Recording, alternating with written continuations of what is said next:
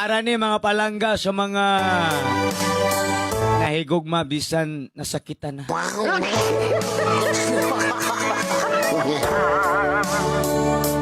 Para ni mga palangga sa mga nagasalig bisan gipakyas na.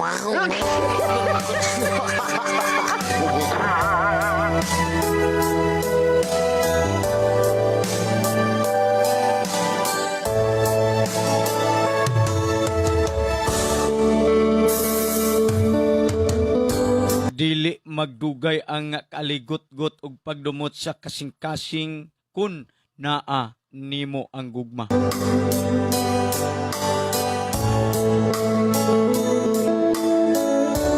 Magpabilin ang imong pagkamalipayon nga tawo bisan ikaw gialkontra na.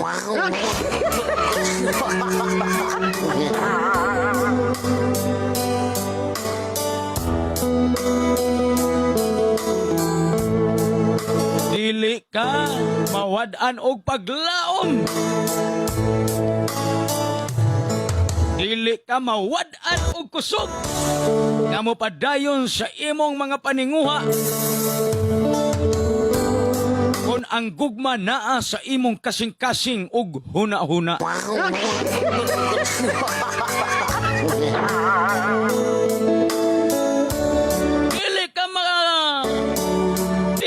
Kahibalo mo pasakit. Ngadto sa imong uyab og asawa og bana. Ngadto sa imong usa ka tawo. Isig ka tawo. Atong klarohon ngadto sa imong isig ka tawo. Kun magpabilin sa imong kasing-kasing ang gugma.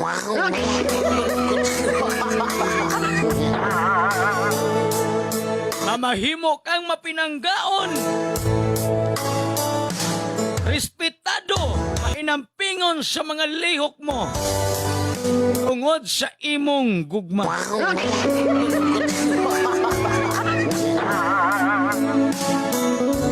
Dili ka makaunahuna og pagdagman.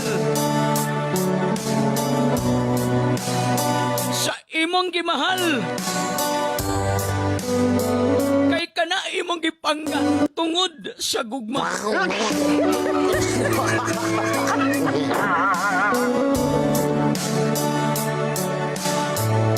Gusto nimong magdumot, gusto nimong maglagot, kay nasuko na kaapan dili nimo mahimo, kay sa imong kasing-kasing nagpatigbabaw ang gugma.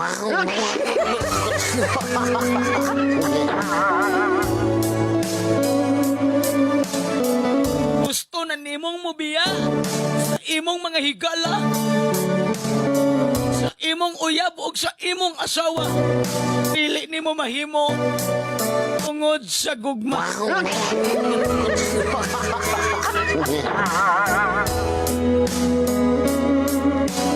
Og diha imong napamatud-an nga ang gugma kasing-kasing lihok buhat oy atong bugtong hinagiban nga magkahinigog maay natang tanan.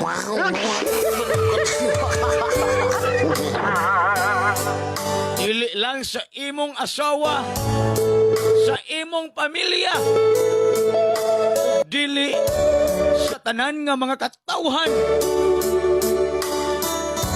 nga nahimong tawo dinhi sa kaligbutan.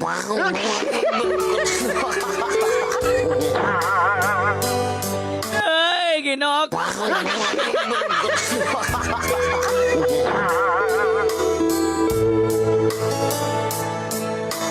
Sultian ko kamo mga higala.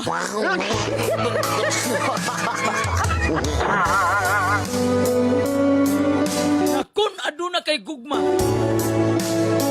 naapog kay pagmahal, ora man di ay na ang gugma.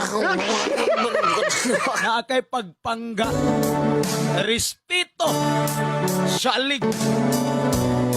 Mao kana mga palangga ug dili mamahimong dautan ang imong mga huna-huna.